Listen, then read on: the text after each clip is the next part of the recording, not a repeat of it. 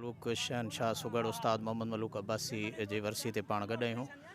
मां ईअं चवंदुसि त मोहन जे दड़े जी कुख मां जनम वठंदड़ उस्ताद मोहम्मद मलूक अब्बासी जीअं मोहन जे दड़े जी स्टूपा जो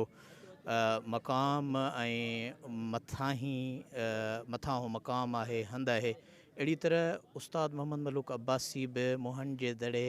जी स्टूपा वांगुरु लोक अदब जे स्टूपा वारी हैसियत रखे थो, जंहिं लोक अदब खे जदीद अंदाज़ में मुतारफ़ करायो ऐं हींअर हलंदड़ दौर जे अंदरि दरबारियत खां पाक क़ौमी ऐं सिंध जे मसइलनि ते जेका सुगड़ाइप थी रही आहे, उन समूरी सुगड़ाइप जो बुनियादु उस्ताद मोहम्मद मलूक अब्बासी रखियो ऐं उनजा शागिर्द उनखे क़ाइमु दाइमु रखंदा पिया अचनि। उस्ताद मोहम्मद मलूक अब्बासी न रुगो लोक अदब जो इदारो हो, पर हुन जेके सुगड़ पैदा कया उहे हिन वक़्तु ख़ुदि इदारे जी हैसियत रखनि पिया। हिकु हिकु सुगड़ जे सीने में लातदाद लखनि जे तइदाद में लोक अदब जो ज़ख़ीरो मौजूदु आहे। उस्ताद मोहम्मद मलूक अब्बासी जे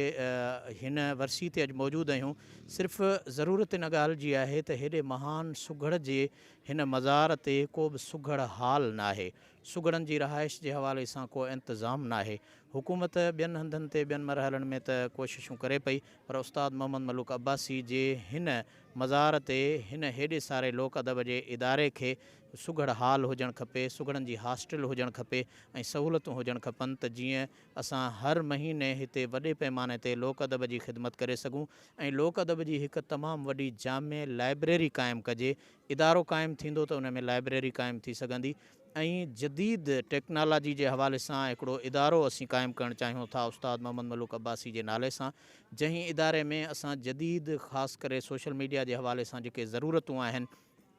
उनखे सिंधीअ में, सराइकी में, उर्दू में, पश्तो में, बिराइवी में, अरबी में, अंग्रेज़ी में, जेकी ॿोलियूं वक़्त जी ज़रूरत आहिनि उन्हनि ॿोलियुनि में असां लोक अदब खे तर्जुमो कराइणु चाहियूं था। ज़रूरत इन ॻाल्हि जी आहे त जॾहिं असांखे सहूलियतूं मिलंदियूं